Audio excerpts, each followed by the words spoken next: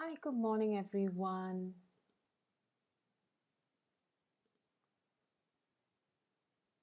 How are you doing? I want to share about this topic that we weren't born here just to pay our bills and then die.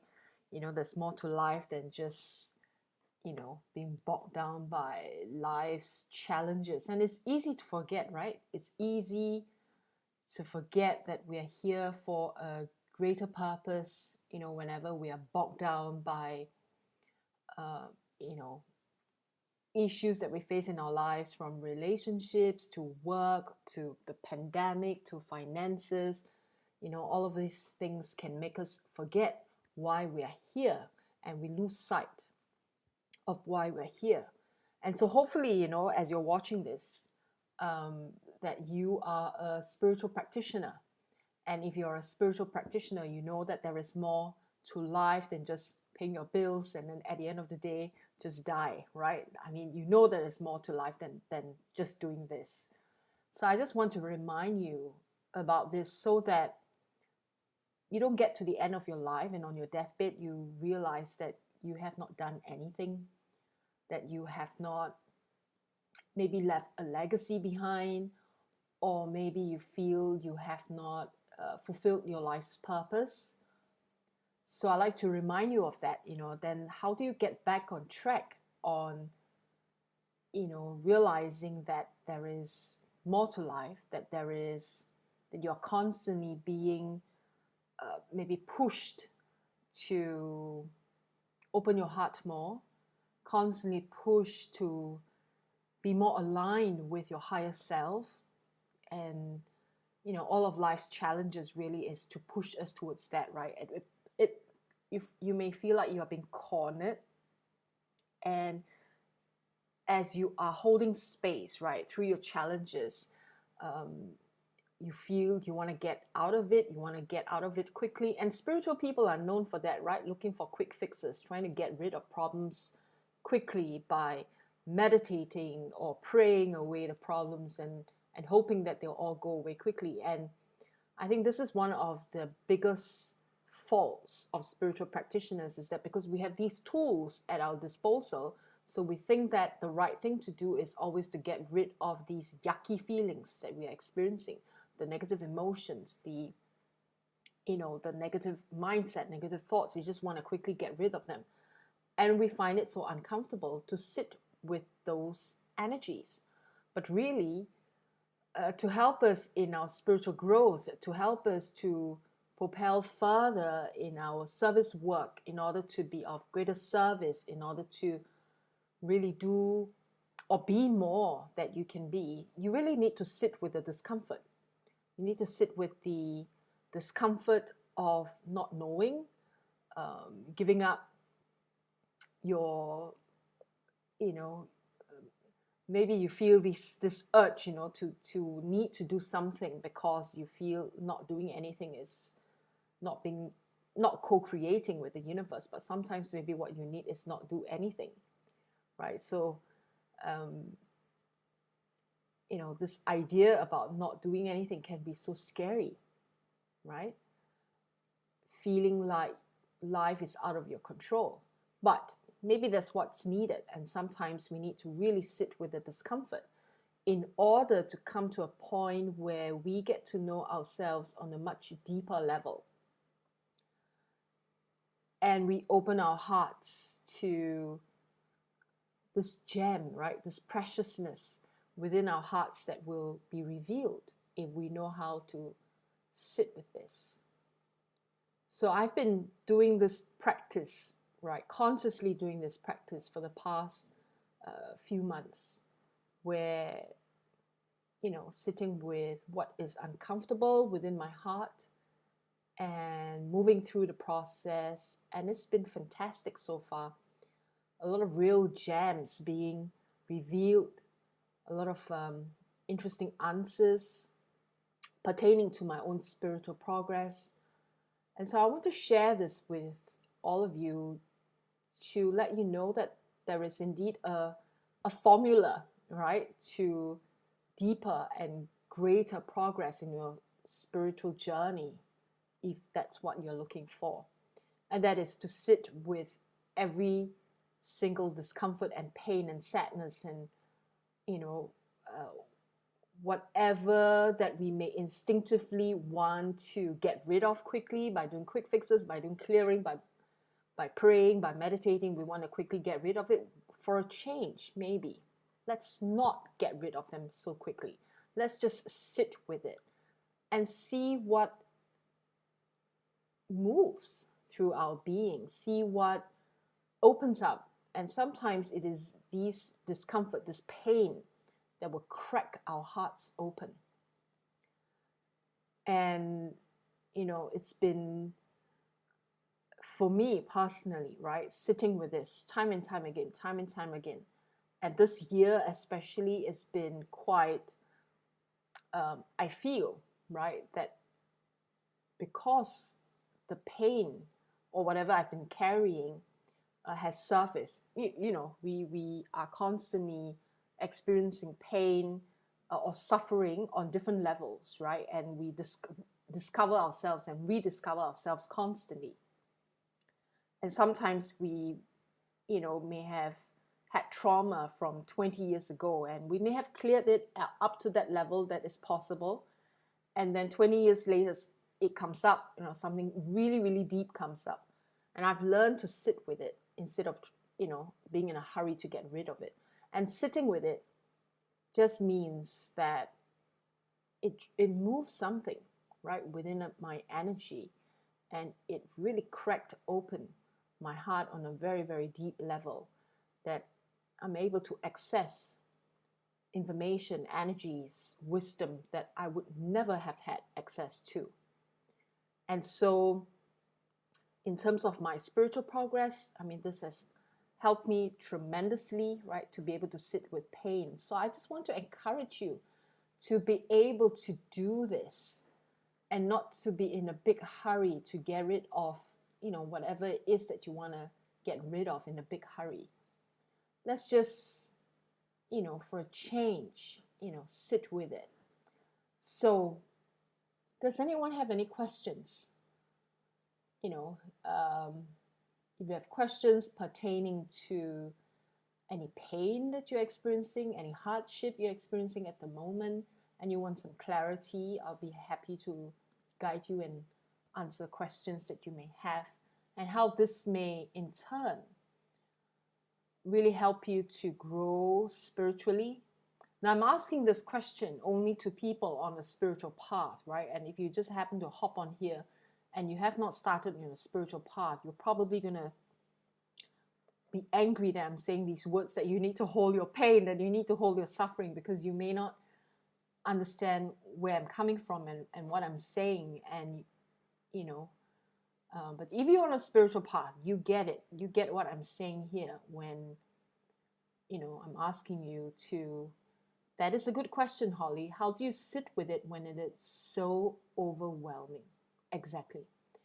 When it feels so overwhelming, our instinct is to want to quickly get rid of it, right? So I would highly recommend that you sit with it in terms of surrounding yourself in a protective grid. Now, if you have a religion, say a prayer, ask for protection, put yourself in a bubble of protection. If you're open, you can call to Archangel Michael to wrap you around in a grid of protection. And what you're doing is you want to feel where this overwhelm is, or whatever emotion is you're feeling, and feel it move within your physical body. Right? Ask yourself, where is it in my physical body that I'm feeling this? Now, a lot of the times when we're feeling overwhelmed, it's not just stuff from the present moment. It's usually an accumulation of stuff from, or energies that we've been carrying with us since childhood, and we have not addressed them, or we were not aware that they have impacted us. And I think one of the most common reasons that spiritual people always give me is that, but I've been clearing this for the longest time. And I would ask them, what do you mean by clearing? And all they've done is energy work, right? They have not really sat with the discomfort. They have not done the psychological work. All right. So I would ask you, when you're feeling overwhelmed, just to wrap yourself in the golden bubble and ask yourself, where is this energy flowing through my being, through my body? Which part of my body is it flowing through? And where is the discomfort? And you will find that a lot of the energies may not be related to the present moment, but it is connected to stuff from your childhood or any point in your life as you're growing up to this point. And so that's why it feels overwhelming. The overwhelm has to do with an accumulation of energies from the first time you experience that trauma, that particular trauma, right up to now. So maybe spend, if you're a beginner to this, spend 10 minutes, 20 minutes sitting with this. And then at the end of it, do what you need to do to clear the energies. You keep doing it until the emotional charge is no longer there. All right, this is quite key to healing. And as spiritual practitioners, don't run to use your spiritual excuses, to use your spiritual practice to try and cover up what you're actually feeling and experiencing. It will not help you. You have experiences, you know this. If you have been a spiritual practitioner for a long time, and if you've been using the same methods to help you and you have not made any progress, you know that it's not working, right? You need to do deeper work. And the deeper work means sitting within your physical body, within your energy body, do the psychological work, seek help. All right. And then you will find that if you keep practicing this, the overwhelm becomes less and less and less, right?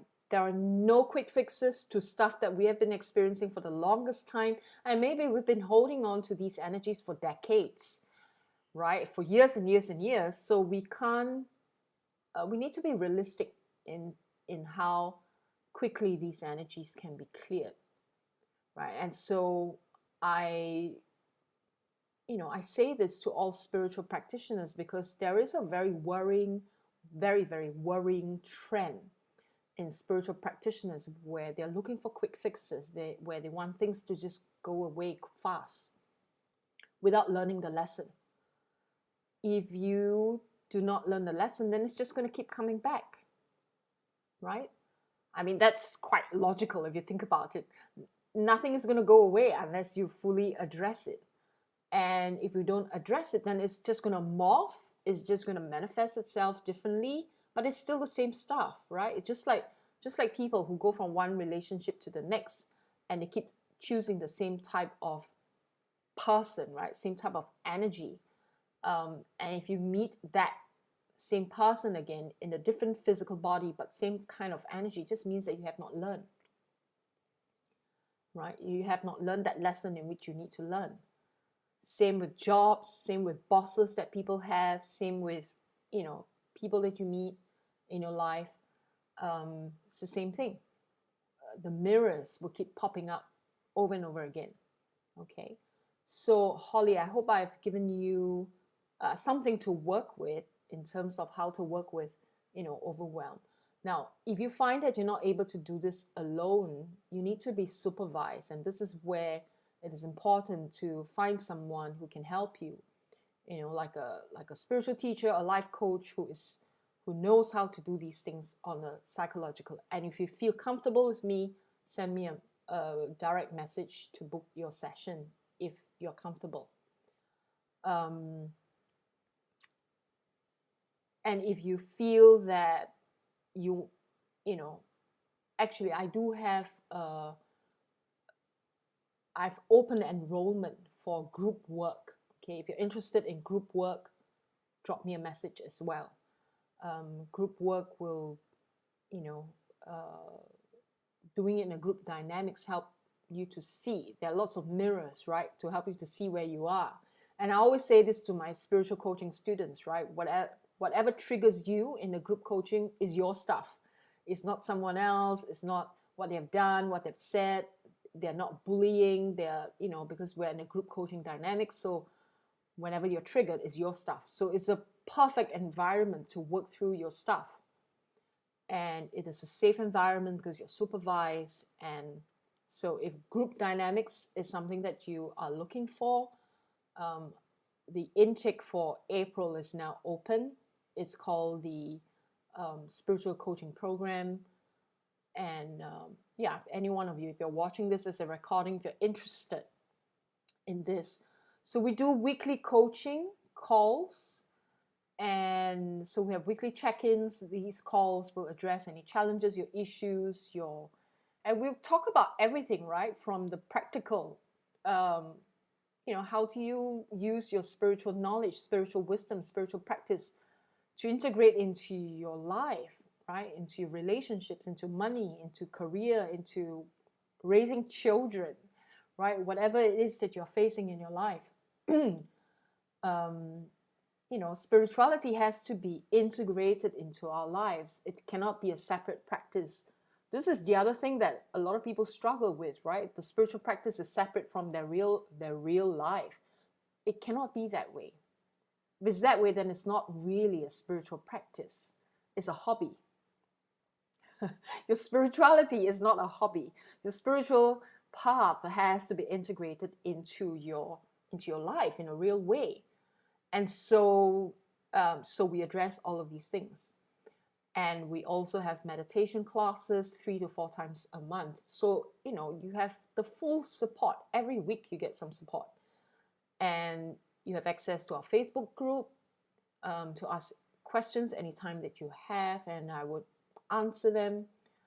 And all of these for a very low membership subscription.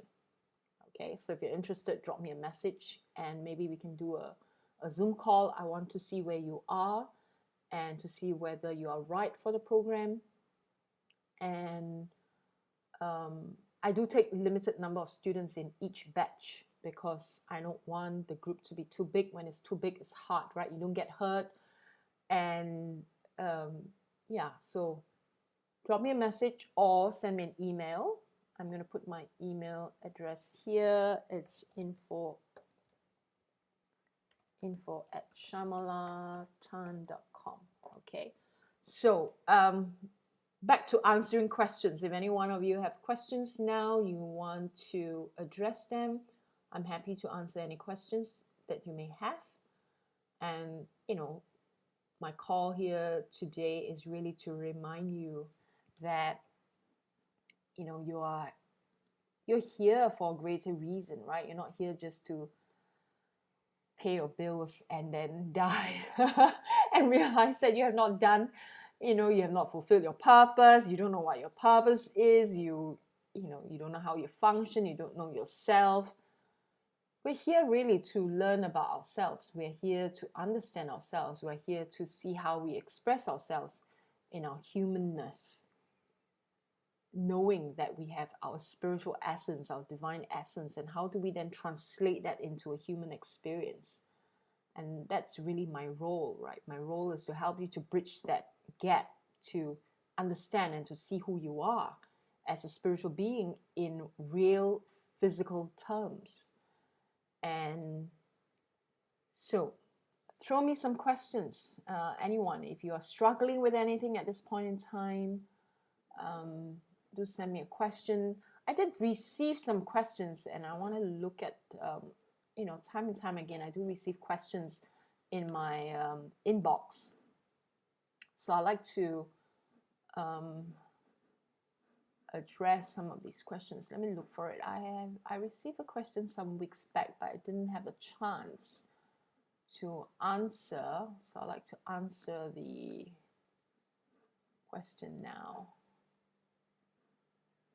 Hang on a second.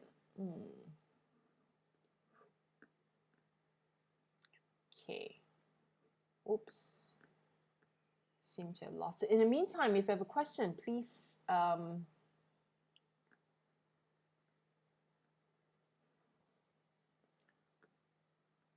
write them or type them out in the comment section. Let me reload this page so that I can have a look to see if you have any questions.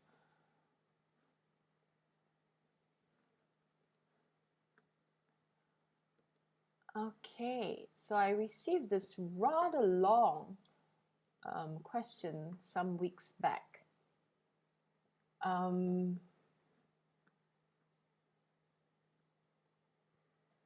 Okay, so let me answer Cheryl first. Why do I have such vivid dreams with terrible pain I can feel? Okay, so can you tell me whether the pain is a physical pain or an emotional pain?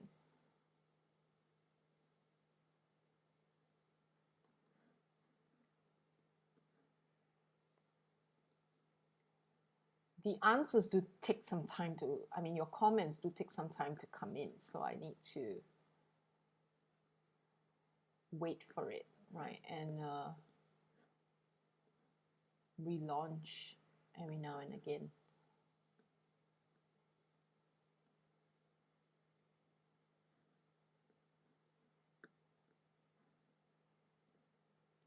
Physical pain. Okay. So you feel the physical pain. You feel the physical pain. So the pain is through the dream, and when you wake up, you still feel the pain. Is that what you're saying? Can you confirm that? And where is the pain? Can you tell me specifically? We feel pain sometimes, something very close to us. And it feels like it is in reality when it's in a dream. And my recommendation to you is wherever your physical pain may be, you might like to go and see a doctor for a physical checkup, because sometimes our dreams or our unconscious can tell us or give us information as to what may be happening in that part of our physical being. And okay, so that a girl cut around my wrists when I was wearing gloves, and when I took the gloves off, my hands were bones and the pain were in my wrist when my skin had gone. Okay, and this girl, it's a young girl. Could it be your inner child?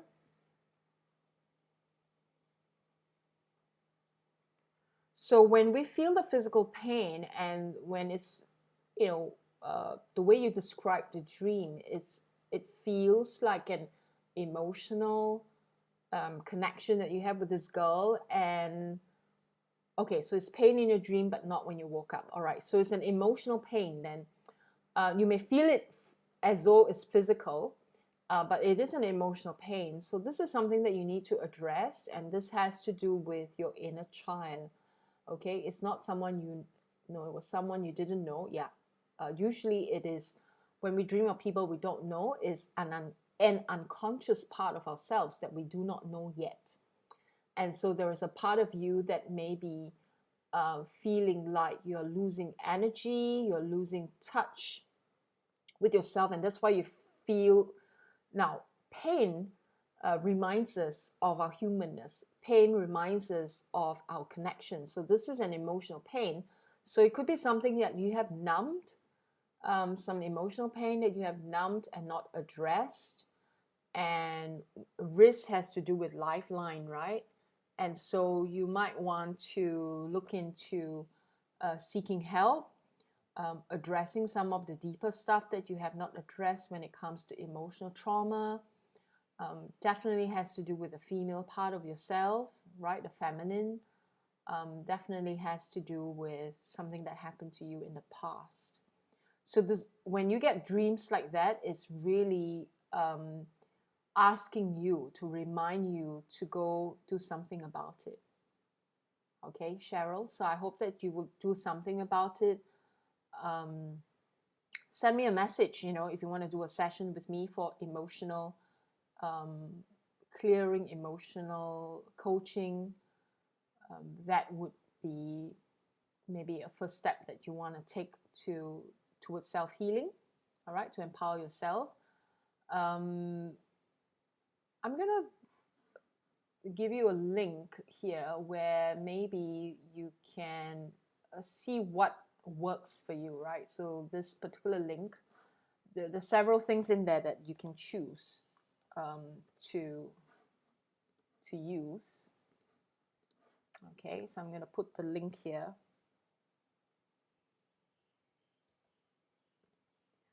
So in the link here, you can, check out, see what works for you there. Some of my free classes available. Okay, so you lost a pregnancy. So you're saying a woman poisoned you? Okay. So the grieving process, right, is important. If you lost a pregnancy, then you need to go through the grieving process and not, and that's,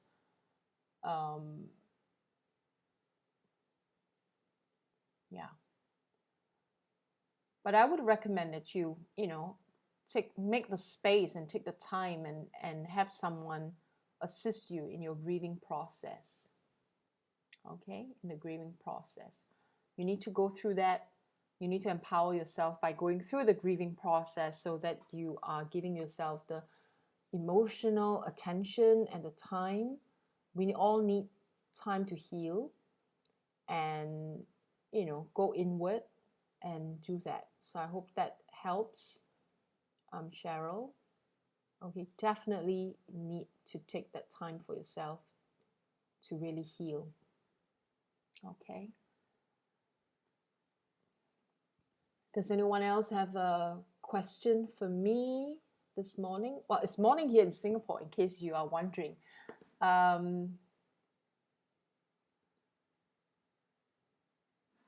Okay, so no one seemed to care at that time. Yeah, it is tough when you feel alone and abandoned. It is tough. Yeah.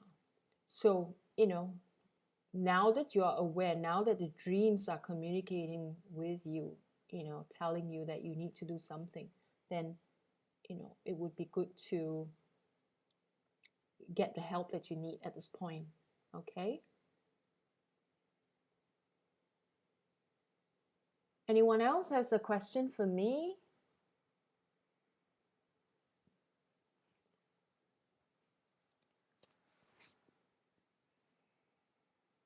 Yes. Yes, it's important to do something about it. Okay.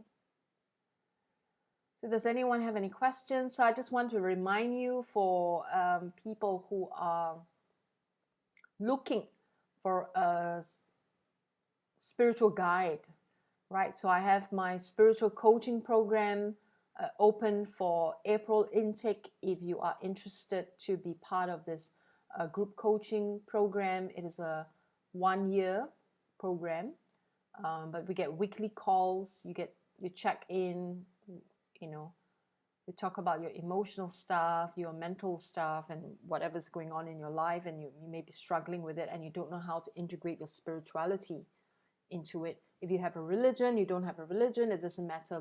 We are working with spiritual energies, and as far as possible, if you do have a religion, then I would help you to integrate your religious practice into it as well. So it's open to anybody from any faith. Okay, so I'd like to address this particular question that someone has sent me.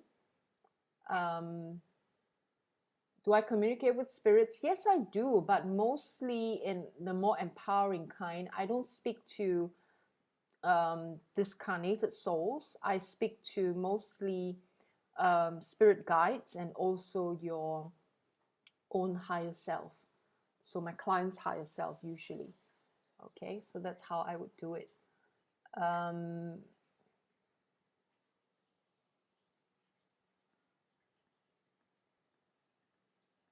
Okay, I hope that answers your question. And so let me just answer one question that someone sent to me via message. For ancestral energy, which the descendants are carrying or bearing, is it possible for this to happen in a situation whereby a close family member has recently passed on and chooses a living family member to clear his energy of incompletion by manifesting this in a form of sickness, illness, pain, or living family member. In some cases as vengeance, and in some cases out of helplessness. The deceased can only look for those affinity close ones to help them clear the energy of incompletion. Okay, this is an interesting question. Well, we all know that we have ancestral energies to clear, each and every one of us. We do have ancestral energies to clear. But whether a family member can choose a living family member to clear the energy out of vengeance or helplessness, no, this is not possible, because usually when someone passes on, whatever energies that they leave behind, right, they're all, okay, so we have, as a physical being, we are like the anchor for our emotional body, for our mental body, for our causal body, for our, all the other higher light bodies. But when we pass on, everything that's disintegrated, right? So the emotional body will dissolve and goes back into the emotional plane. The mental body dissolves, goes back into the mental plane, and our consciousness then goes back into our higher light body, which is like our spiritual body. So our consciousness goes back there. And so for someone who perhaps has died feeling very angry or has vengeance, the energies will be floating around actually in the astral plane or emotional plane or mental plane, right? And their consciousness, whatever level they are at, whether it is high level or low level, will all return back to the spiritual body. And so that is the consciousness that they hold. And so which means if a person is very angry all the time, it means their consciousness is not very evolved. And so that is the memory or the energies that will return to the spiritual body, so that in the next lifetime, if you do believe in future lives, in the next lifetime, that is the level of consciousness that they will manifest, right? But for living family members, we do carry that in our DNA. We do have ancestral energies to clear, and sometimes due to whatever reason, right? And we may not necessarily know what the reasons are. We may have to clear some of our ancestral energies. It's not really appointed by the family member that has just passed on. It doesn't work that way. The family member that has passed on really do not have that kind of power to appoint like, hey, you are going to take over my sickness. And it doesn't happen that way. All right. It has a lot to do with what the whole family dynamics is. It has a lot to do with how much karma a person has to clear. It has a lot to do with what works best for the group family dynamics energies and the ancestral energies. Okay, so I hope that this has answered your question. Okay, so anyone else listening to this live has a question for me, I'll be happy to answer them. If not, if you're watching this as a recording and on any of my social media platform, whether it is on Instagram or YouTube, please feel free to post your questions and I will answer them for you later on. Okay.